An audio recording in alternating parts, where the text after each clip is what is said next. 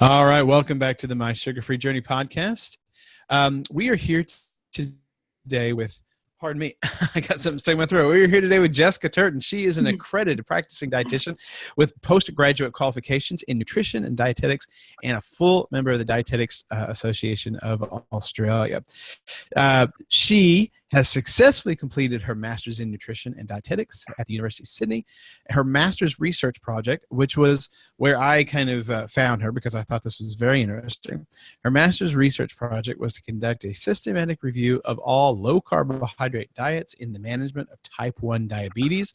And she's done a bunch of other stuff. She's got a list as long as your arm on her list of amazing things she's done in her life, and I can't wait to get into a lot of it. She's done a ton, but once we get through with this, I'm going to mention it again at the end, but you can find more from her at ellipsehealth.com.au. Jessica, thank you so much for coming to the show. Hello, thank you so much for having me. It's lovely to be here, and I'm glad you read my paper. That feels really nice. Fantastic. Oh, look, we are joined. No, what? I'm good. Okay. Hello. Hi. Nice to meet you. Nice to meet you as well. I was just saying that we are joined now by my lovely wife, Diane. Remember, I think you have to mute yourself when I'm talking. Got it. Okay. My lovely wife, Diane, is joining me. She's going to be chiming in and out. She has her own unique take on low carb because she's actually been doing it for longer than I have. And I'd love to kind of bring her in here and kind of let her pick the brains of the people that we are talking to. So before we get into kind of the thing that I found was as interesting, you were talking about type 1 diabetes. Can you give us a little bit more of your background? How did you decide that this is what you wanted to do, and what kind of led you down this path? Yeah. So I've been interested in food and nutrition for as long as I can remember. I even remember being in primary school and, really looking up to my mum, who I thought was really healthy, and I was really interested in what food actually did to my body from a very, very young age. But in high school, I suppose that sort of turned into something a little bit negative and a little bit toxic. And I decided I wanted to lose a little bit of weight, just like a lot of other teenage girls, and ventured down the path of low-fat dieting and calorie counting, and found myself, no, it never works. And it became extremely toxic for me. At the beginning, it started off as this, I went online and I just Googled, okay, well, how can I lose weight? And the first thing that pops up is actually the Australian Guide to Healthy Eating. And I was like, okay, I can do that. I can eat these low-fat foods. I can cut that energy-dense food out of my diet. And so it started off as a journey towards better health. But somewhere along the line, it just became an obsession. And I lost a lot of weight. I lost about 30 kilograms, and I was very, very skinny and unhappy. My quality of life was absolutely terrible. And all I could do was focus, all I cared about was how many calories I was taking in. I was eating about 800 calories a day. And I remember, putting a little sad face if I'd eaten like 820 calories. I was really upset with myself, and my whole day was ruined. It was really bad. And then, I did hit that sort of turning point. I was very lucky to have been able to sort of reach a moment of realization, and get myself off the weight loss path. And I said, right, I'm going to rebuild my relationship with food again. I'm just going to go back to how I was before I started dieting in the first place, because I didn't want my life to be consumed by this dieting. And so I tried to, quote unquote, eat normal again, but that in itself was very, very difficult. And then I ended up gaining a lot of weight very quickly, which sort of intensified my disordered eating, made it even worse. And it wasn't until this whole time I wanted to be a dietitian. So despite all of this, I was still like, yep, this is what I want to do. But I was sort of just waiting for that moment where I was actually confident in helping other people with their diet, because I was confused about myself. And eventually, in my first year of university, I did a bachelor in exercise science.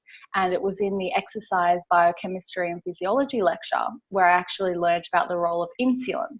And so now I'm sitting in this lecture and I'm actually a bit overweight now because I've gained a whole bunch of weight really quickly. And I was struggling with binge eating, and I was trying to just get back to my healthy weight and my healthy self. And so I learned about the role of insulin, and I just learned, okay, well, if we can keep insulin levels low, then we can burn fat. But if insulin levels are high, we're completely blocked to our stored body fat and we're relying on glucose for energy.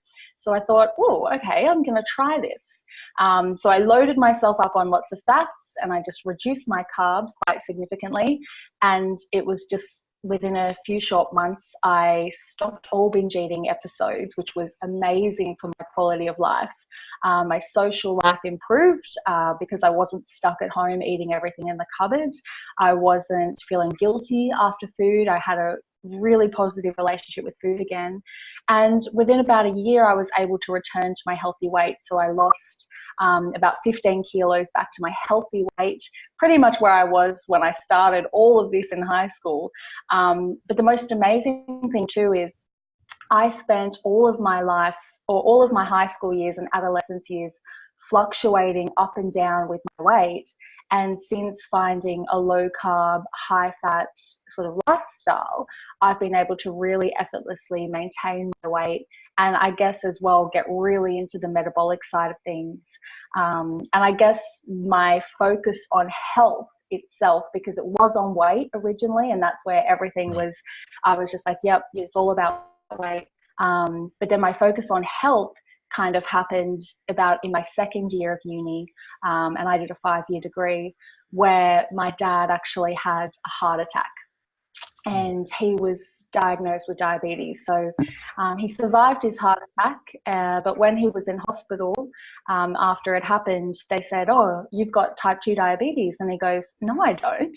I've been to the doctor every year. You know I don't have type 2 diabetes. And they said, well, look at your blood sugars. And they showed him and they were through the roof. So he messaged me straight away, told me what happened. He told me what they were feeding him in hospital, which was horrendous. And then I just dug into the research. And from there, it was all about the research for me. And it was all about health. How can we prevent diabetes? How can we manage diabetes? How can we prevent cardiovascular disease? And the focus completely came off weight for me. It was, I knew I was going to dedicate my career to helping people with diabetes improve their blood sugars essentially and reduce their risk of complications, because you know, my dad was left waiting in the dark for his heart attack. He was being proactive. He was going to the doctor regularly. You know, I believe it was 100% preventable. Diane had a similar thing like that happen to her. I was going to say, yeah, I had a very similar thing that happened to me. I was, I chased a dog out the front door and ripped my Achilles in half, and so they had to do the surgery. And when I went to go have the surgery done, or did the pre-surgery blood work, they called me back and they said, oh, you can't have the surgery because you have type 2 diabetes. And I said, no, I don't. And they said, yes, you do. And so I told the doctor, I said, well, I'm not keeping it. And he goes, okay, I'll go with that. And so I knew I'd actually had some experience with type 1 diabetes with a family member. And so I had experience and knew where to start. And so that's and I did. I lost over 100 pounds and got rid of it. And I haven't turned back. That's probably 7 years ago, and haven't had to worry about it since. So yeah, I totally get that. I wasn't going to the doctor though. I wasn't seeing the doctor by any means on a regular basis, but I was eating like just a terrible diet. And then I just started with the low carb, and then Aaron came in with the no sugar, and then he ended up losing over 200 pounds. And so that all changed our entire lifestyle. But luckily our kids were already out of the house because they never would have stood for it. Right. Yeah, that's true. It's harder to get the kids on board, but I think, you know, when it comes to our family members, when they see you guys doing what you're doing and you guys being the example, that's the best sort of influence others, because, you know, we can talk our ears off and talk their ears off and really try and want someone to change, but it's when they're ready that they can make those decisions. But, you know, it's really amazing to hear your health journey and how you guys have progressed. It's a difficult thing. Even though we know about low carb nutrition, it doesn't mean that it's now all of a sudden easy to lose weight. It's still hard. We just now have a tool where we're somewhat empowered, because it works, and the scientific literature is really strong to back low carbohydrate nutrition up for many health conditions. So I mean, it was the same thing with my dad. Straight away I just said to him, you've got to try this low carbohydrate diet. And I guess more than saying to him, oh, here's what you have to eat, I was kind of just like, well, here's the education behind it. Take a look for yourself, take a look at the science. And that really sort of swayed him, and he was like, this just makes so much sense. Because obviously he was in the sort of standard healthcare system at that time. He was in hospital when I was talking to him. He was, you know, going to conventional cardiologists, and he was even sent to dietitians and things like that. So he really had to be confident in his decision, because he had all these other people that were very high up in the medical world saying something a little bit different. Right. So yeah. Was there one particular book or an article maybe that you read that first planted the idea in your head that carbohydrates were the problem? Yeah, it definitely would have to be the lecturer that I had at the University of Sydney, who I learned more about him. His name is Dr. Kieran Rooney, and he is now my PhD supervisor. So we've come a long way together. But he was really sort of, I guess he was just trying to teach us basic biochemistry, but I kind of read between the lines of what he was saying. Because I was going into nutrition after, I was really taking this from a diet and nutrition perspective when he was talking about the biochemistry. And I think a lot of other people in the room were just like doing it for the exercise side of things, so they didn't really take the nutrition part of it into account. So I went and did some further research on Kieran Rooney and realized he had a lot of talks on low carb down under, about the link between sugar and cancer, and fuel utilization and so on and so forth. And he's done a lot of studies into fuel utilization. So I just ended up catching up with him again when I started my master's degree a few years later, and we just really immersed ourselves into the science, and we just said to each other, we've got to come up with some more research. We've got to get this low carbohydrate nutrition translated into practice. And that's, every time we come up with a new idea for a study, whether it's a systematic review or a primary intervention trial for my PhD, the end goal is always like, well, how do we get this translated into practice? Because there's no point doing research and it just sitting in a journal. So I guess I've gone back retrospectively and read a lot of those books. So the Gary Taubes book, and Jason Fong and Jeff Folek and Steve Finney, their book as well, and even Jimmy Moore. He's got a couple of good books out that I've read, and I've gone back retrospectively and just loved those, completely immersed myself in those. But I'm trying to really be someone who just goes through the literature and uses that, because as a practitioner as well, and especially a dietitian, I need to make sure everything I do is evidence-based. Absolutely. So when you started working on your master's, what compelled you to look at type 1 diabetes as opposed to, well, any other disease? But usually when we're talking about low carb diets and their effect on diabetes, it's almost always type 2. And I'm grateful that you looked at type 1 as well. What kind of why did that catch your eye, and what was the thought process behind that? So I was really, really lucky that I was able to work with Kieran Rooney for my master's degree and come up with some sort of low carb orientated research project, because he's actually not part of the nutrition and dietetics department. So I had to go and apply to do my own research project with him, and the nutrition and dietetics department were fine with it. So I was really lucky in that point. So we knew we wanted to do something that was, I guess I should say, I was actually called out a few times by my lecturers during my master's degree. And one lecturer particularly that I remember said to me, why are you so interested in this low carbohydrate stuff? You know, there's no evidence for it, right? And I was just like, what are you talking about? I got into this through the evidence. I'm not making this up. I've read the literature. I know it's there. How can you say that there's no evidence for this? So when I went into my master's research project, I just said, okay, I have to prove that the evidence exists. So I have to do a systematic review. And originally, I was going to do a systematic review for type 2 diabetes, so low carbohydrate diets and type 2, because I was very passionate about type 2 diabetes, given my father was diagnosed recently.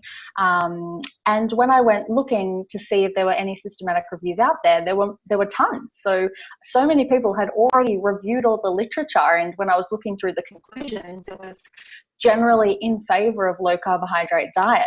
And I was like, okay, well, people obviously aren't reading these, but I can't just go and do another review on type 2 diabetes. They're already there. So that's when I went looking into other clinical populations, so epilepsy, cancer. And then I found that for type 1 diabetes, there was no review. There was very little science on what level of carbohydrate is optimal for this population. And even in the nutritional management guidelines for type 1 diabetes, it basically gets to a point where it talks about carbohydrate intake, and then it just has a little line underneath saying, oh, there's not enough evidence to recommend any particular level of intake, so we're just going to revert to the Australian dietary guidelines. And I just thought, well, that's not good enough. We have this population of people suffering from type 1 diabetes who are essentially intolerant to carbohydrate. Mm-hmm. And there's not enough research to recommend a particular level of carbohydrate. And I just said, that's not good enough. The Australian dietary guidelines are based on a population of healthy people free of diabetes. So you can't just say, oh, well, if it works for them, then it works for someone with type 1 diabetes, because the metabolism is so different. So that's when I said, well, I have to do a systematic review, and I have to pull together all the evidence I can find on low carbohydrate diets for type 1 diabetes. So that's how I'm so passionate now about type 1 diabetes, but I guess before my master's degree, I didn't think too much either way. And I'm a massive advocate for science or evidence-based nutrition. And I personally felt that reverting to the Australian dietary guidelines for type 1 diabetes management was not evidence-based nutrition. So I knew I had to then go and pursue that. Well, what are some of the things that you figured out that type 1 diabetics really need to focus on when they're dealing with their diet and their diabetes? I think education is very important. So education for anything that you do. I guess irrespective of the whole low carb thing, when I have people with type 1 diabetes come to see me in practice, they know, well, this is a generalization, but a lot of them know very, very little about, what HbA1c is, the health of their pancreas, what's even type 1 diabetes, what does it mean? Why are they working so hard to keep their blood sugars under control? So I think it's easy to sort of be in this kind of community. Well, I guess the low carb community, everyone's very invested in their health. But when you look at people that aren't, aware of these things, and they're in a different sort of community or whatever it may be, or they're just in the standard healthcare system, they don't actually know a lot about the fundamentals of their condition. So teaching and educating people about the fundamentals of their condition and why they would sort of choose particular dietary strategies to help manage their condition is super important. Some of the studies looking at type 1 and even some of the studies looking at type 2 or even obesity and low carbohydrate nutrition, if they just simply say, oh, we put participants on a low carb diet and kind of just left them for 6 months, that's not going to do anywhere near as well as another study that has regular educational support sessions, maybe every week or every month, and so on. So it's very easy to sort of forget that the methodology behind these studies is super important, and how the low carbohydrate diet or any diet is provided to these patients is very important. It's crucial for type 1 diabetes. And then I guess as well, in terms of specific strategies, I think consistency is very important for someone with type 1 diabetes. So you can have different ranges of carbohydrate intake. It appears in the literature, some studies were reducing carbs right down to 20 grams per day. Some studies were reducing carbs to 150 grams per day. And they're still both seeing benefit. But I think, the consistency in spreading that carbohydrate out across the day is important, irrespective of the carbohydrate prescription. That was one of the things that always surprised me when they did that A to Z diet study, was that like the Atkins diet did really well and it did the best out of all of them. But one of the things that always gets lost is that any diet did really well if they actually read the book and followed it closely. And you could be one of these other diets and do it. So that level of education where you're not just kind of winging it, or just trying to figure it out on your own, seems to play a huge difference in how successful someone is on any particular diet. Well, I think that there's a lot of, like you said, there's a lot of non-education going on, and that's always bothered me. I saw a commercial on TV one time, and I had to tweet about it, and I never do that because it was a commercial for some kind of medicine for type 2 diabetes, and this guy's walking around talking to people who have it, and he said, "Did you know that you're more at risk for heart disease?" And they're like, "No." And I'm like, "Are you kidding me? Who is your doctor that you don't?" I mean, I know it's a commercial, but I mean, if they don't really know all these things, it's just it's a real lack of education. And if they're not, if I'm not given the reasons behind things, I mean, that's really important to me. If I'm not given the reason behind things, then it doesn't make sense to me in a day-to-day moving forward, doing everything that I have to do. If I've got that knowledge behind it, knowing why something is happening, then I can work through, what to do. But yeah, I think it's really bad about the education is just not there. Yeah. Well, it's funny you say that, because I always say to people, once you know something, you can't unknow it. And then it becomes the decision of the person. So sometimes I like to just talk to people about, the fundamentals of biochemistry, how I got into all of this, what insulin does in the body, the effect of carbohydrate on glucose levels and on insulin levels, and so on and so forth. And then that person just goes, "Oh, well, I need to reduce my carbohydrate."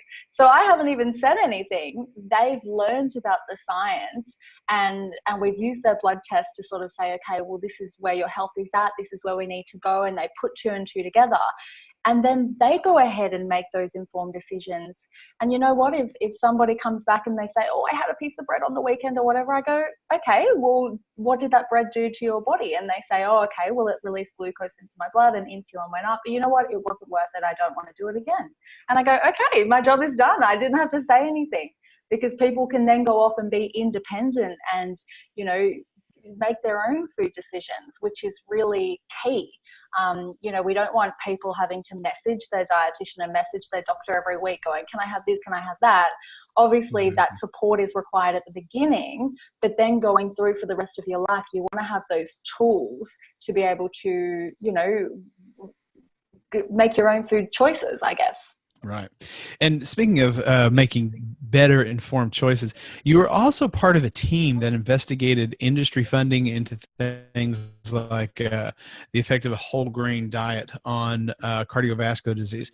Now, this is really fascinating to me, because if there's any one thing that we've been told over the last 50 years, it's, 8 to 11 servings of whole grain every day is what's going to lower your cholesterol and give you good heart health and all this good stuff.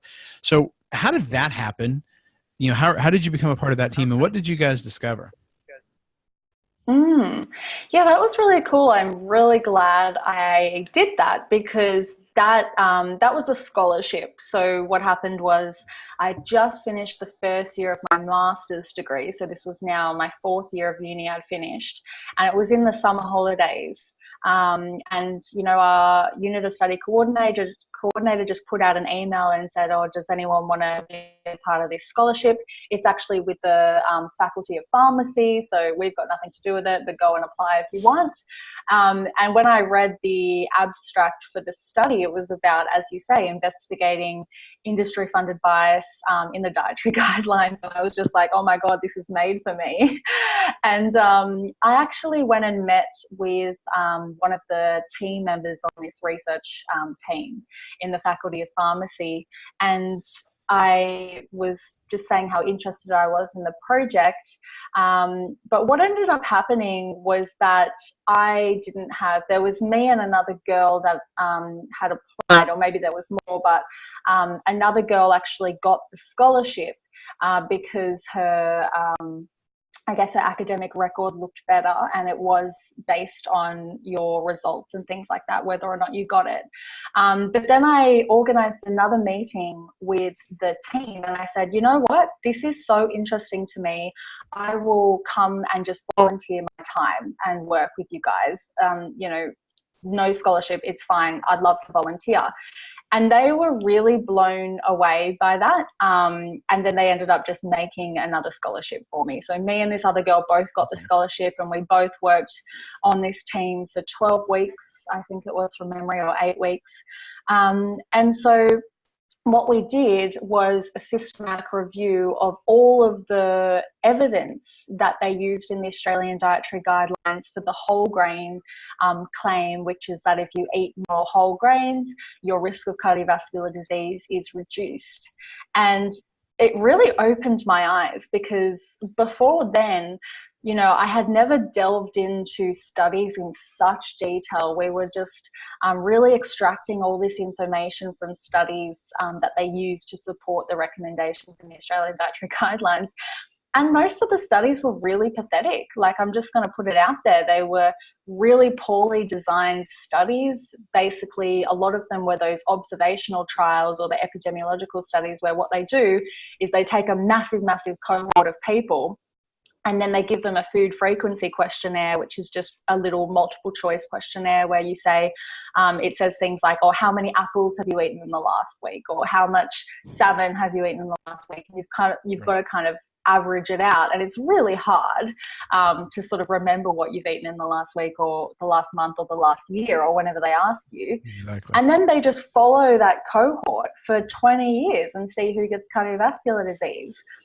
And I kept questioning this with my supervisors, and I said, this doesn't make any sense. How are they making conclusions based off what somebody reported they ate 20 years ago? Like, if I think of my own diet, and I know I'm a little bit of a different case because I've been through disordered eating and things like that.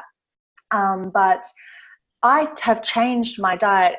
Before going low carb, I had changed my diet almost every month. So if I did a food frequency questionnaire at the beginning, it would look nothing like what I'm actually eating now or the next year or whatever.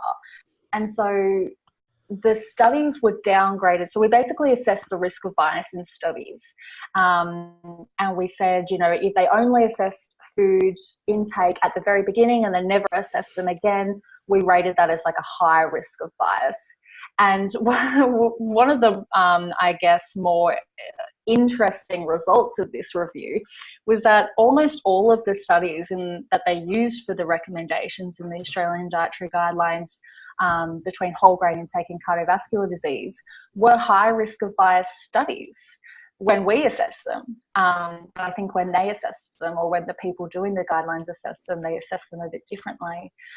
So in terms of the industry funding, I think the paper is actually under review at the moment, so I can't give away too many of the results, but it's certainly a very, very nice systematic review that I guess goes through that evidence in a more objective way. really looking at, okay, well, can we trust this evidence? Is it Right. useful evidence? And I think that team in the Faculty of Pharmacy are going to go through each food group, which is really exciting. I think they're doing dairy as well. And so it's just nice to have this other team of people that are going, well, hang on a second, this science isn't legit science. There's lots of bias coming in, and we need to publish this evidence, and we need to show people you can't just trust everything you see. Even in the Australian Dietary Guidelines, you can't take that for face value. And I think a lot of dietitians haven't actually looked into the research in the Australian Dietary Guidelines, because if they did what I did, their confidence in those guidelines would go down significantly. Well, every time I talk to a vegan or someone, from that side of the aisle, I guess, on this podcast, or just listen to one of them talk, they always use LDL cholesterol as a stand-in for cardiovascular disease. So anything that lowers LDL cholesterol, by definition, reduces your risk of cardiovascular disease. Is that kind of what you saw? And what are your views on that?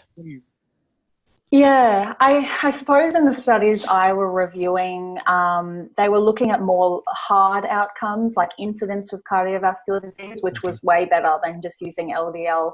Right. And that was a good thing that they did, but the way that they formulated the study was really poor. So I guess the studies were just set up to show what they wanted to show. You really could have drawn any conclusion you wanted. And I guess another really interesting point about those studies is that most of them were comparing whole grains with refined grains.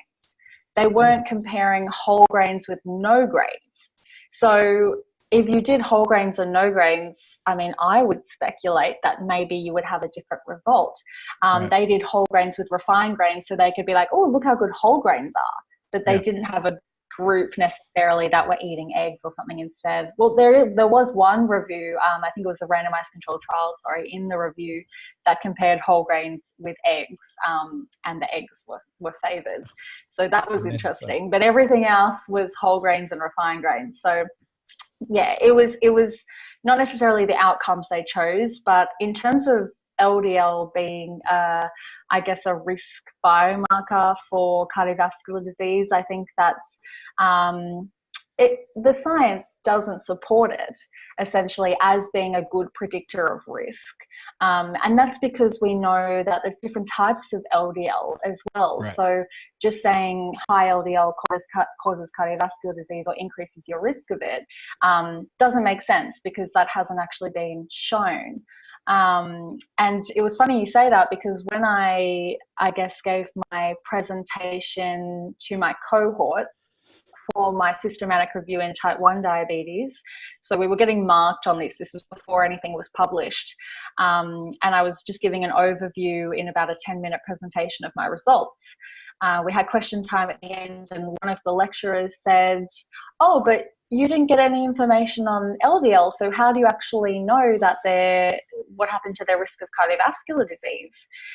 And I was kind of stumped, because I was still a student and she was a lecturer, and I thought, oh, well, she doesn't know. Like, why doesn't she know? Why does she think that?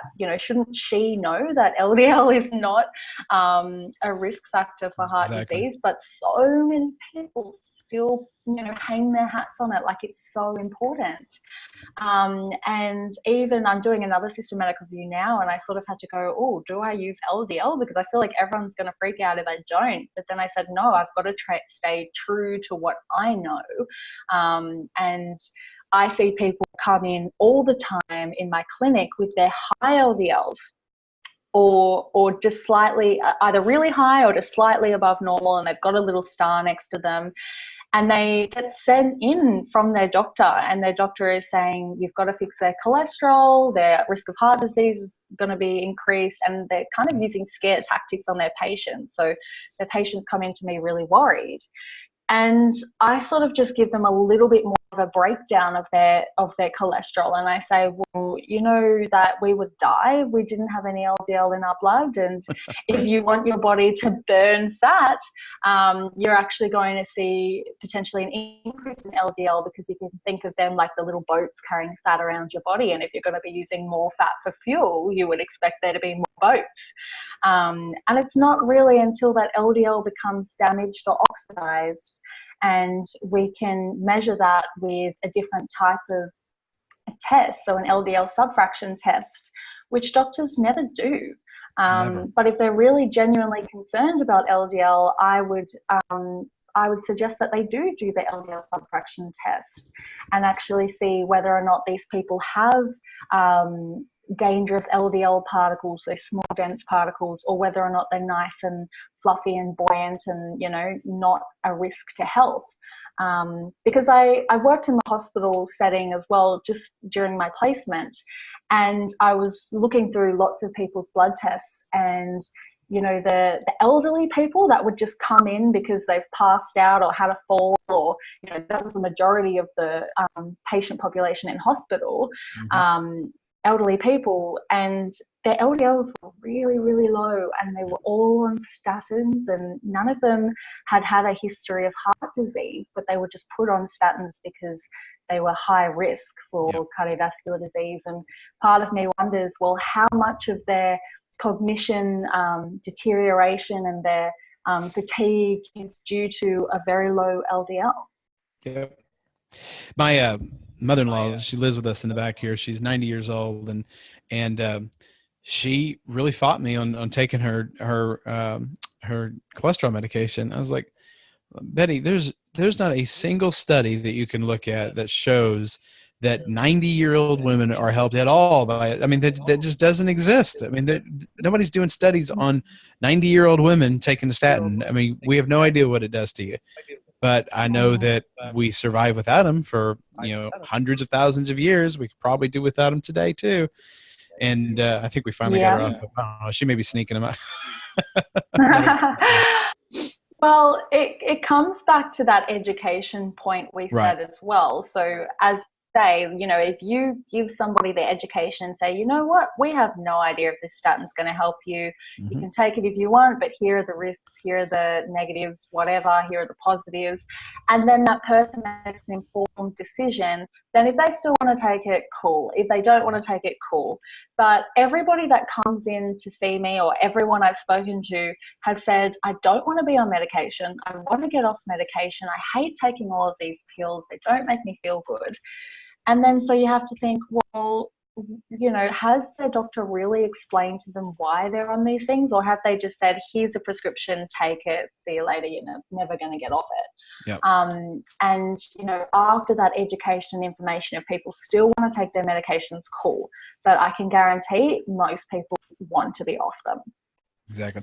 Yeah. In fact, I was just listening to a podcast, I think yesterday, with Dr. Joel Kahn. He's a famous vegan cardiologist, and he was talking about, you know, somebody comes in with high LDL, the first thing he does is put them on a vegan diet, and it drops their LDL, lowers the risk of cardiovascular disease.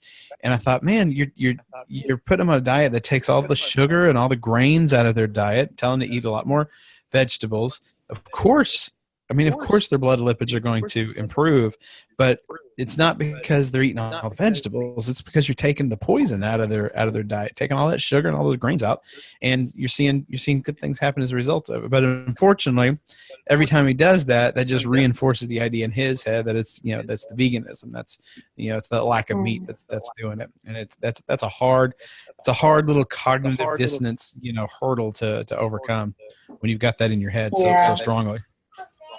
Exactly. Oops. Definitely. My granddaughter just walked in. Oh.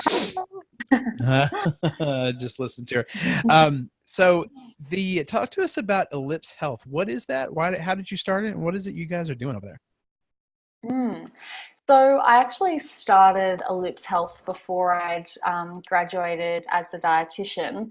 And originally it just started as a platform for me to share information.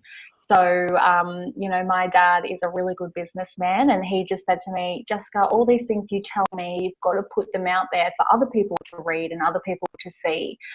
Because obviously I was making a lot of resources for my dad, so a lot of nutrition resources, and sending him a lot of articles and papers and writing things for him. And I love writing, so I would just always be making new things for him. And he said, you've got to put these out there to other people. So he and I sort of sat down together one night and came up. It's actually funny how Ellipse Health all came together, because he just said to me, you know, if you could only pick one food to be the healthiest food, what would it be? And I just said, probably an egg, because it has everything you need. And you could survive on just that. And so he just drew an egg and then came, you know, in 30 minutes came up with the logo for Ellipse Health, which is just a lot of sort of circle kind of egg sort of circles overlapping each other. And that was interesting how that came together. It's a nice little story with my dad and I working together late one night. But then I just built this website and just loved writing and sharing information, and trying to be as, I guess, evidence-based as I can, but also really using my skills in translating the scientific literature, which can be very confusing, to the everyday person that just wants to, you know, learn about how this relates to their health as an individual. Because, you know, when we go through our degrees, we can get very stuck in, oh, this is what we have to do for the population, this is what we have to do for the health of Australia. And I think that's very, very important. But everyone is so different and so unique. And I believe they need to know how their own body works and how different things may or may not affect them, to be able to actually improve their health. And I guess, you know, I went through a journey on my own health journey, and really took control of my health. And that came from good education surrounding nutrition. You know, when I was stuck in my sort of disordered eating years of life, I didn't know about how food affected my body. I had no idea. All I cared about was whether I was losing weight or gaining weight. All I cared about was calories. I did not care about vitamin D. I did not care about omega-3 fats. I had no idea about glucose levels. I just didn't even care. And once I learned all of those things, there was absolutely no way I could fall back in disordered eating habits, which I think is interesting as well as the whole other topic. And I just thought, you know, there's so many people out there struggling with diet, and it makes me so sad. And I wanted to get the message out, because I thought, well, if I can do it, and I took control of my health with good nutrition. And, you know, I've seen so many other people do it as well, and I just want to help in any way I can. And then I guess when I graduated as a dietitian, I could add services. And so I added, you know, phone consultations, Skype consultations, and then added a few more sort of workshops, presentations, all of these things I can do to spread the message and educate people as well. But, you know, that's Ellipse Health is my baby, but it's also my side thing at the moment, because my PhD, which I'm doing at the moment, is taking up the majority of my time. Wait, you're doing something else for your PhD? It's not the type 1 work that you did? So the work I did for my master's was the systematic review, and so now I've recently enrolled. I enrolled in July into my PhD at the University of Sydney, and that is a PhD based on low carbohydrate diets for type 1 diabetes. So it is still focused on type 1 diabetes. And we do plan to do a primary clinical trial investigating a low carbohydrate diet for type 1. Yeah, so that is the plan.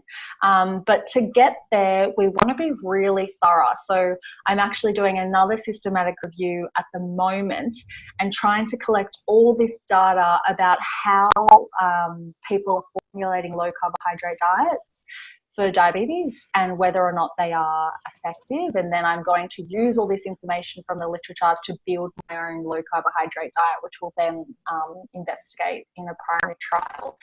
So there's still about 2.5 years to go. Right. So all the exciting parts of my PhD are yet to come. But it's, I'm really glad that I am doing a PhD and I am, spending all this time on research. Because I think even though low carbohydrate nutrition has shown its effect in many clinical populations and people are out there doing it, there's still a long way to go before it gets translated into widespread practice, and it's accepted by dietitians and it's accepted by doctors. At the moment it's still laughed about it. People are still shaking their heads, but I think we need to really up the scientific research a little bit and spread what's already there in the literature out to others, and then create new evidence too. And hopefully by the end of my PhD, there'll be a lot stronger evidence supporting low carbohydrate diets for type 1. Have you considered a VertaHealth type model where, there's an app and they can talk to people? VertaHealth's doing that for type 2. Do you think there's room in the space for that type of model for a type 1 diabetic? Yeah, I think that would be incredible. And Steve Finney actually came to Australia very recently for Low Carb Gold Coast. So he was here last month. And I got the pleasure of taking him out to lunch with Professor or Dr. Jake Kushner as well. So my friend and I took them out to Sydney, and it was really lovely. We had a great lunch, getting to know them and just relaxing with these amazing people. But I did say to Steve, I did ask, is there capacity for Verta or the Verta technology to be used in a population of type 1 diabetes? And he said, definitely, there's definitely opportunity for it to grow. But at the moment, all the content is specific to type 2. And so, someone would need to go and develop it. And I would love to do that. But at the same time, I think that would probably take a lot longer using the VertaHealth technology. And I think that we would love to come up with a similar sort of design where people are able to, log their progress in real time. And especially for people with type 1, tracking blood glucose levels in real time would be super important. So I think it's definitely a study that we would look at and take a lot away from, the Verta technology. But whether or not the actual technology could be used in type 1 yet, I don't know. But I definitely think that Steve will be thinking about that for the future. Fantastic. Well, Jessica, I really appreciate you coming on the show. If my listeners would like to, find out more about you, follow you on social media, all that good stuff, how can they do all that? Yeah, so my website, I think you mentioned, is ellipsehealth.com.au, and my Instagram is Jessica Turton _dietitian, and I think my Twitter is Turton Jessica, but I don't use that all that much, so I would go for the Instagram. Okay, perfect. Well, guys, we're going to put links to all of that in the show notes. You can find that at mysugarfreejourney.com/podcast. Thank you so much for coming on the show. This is very interesting. Thank you for having me. It's been lovely to chat. Appreciate that. And guys, if you're listening, hold on. We'll be right back with some more information.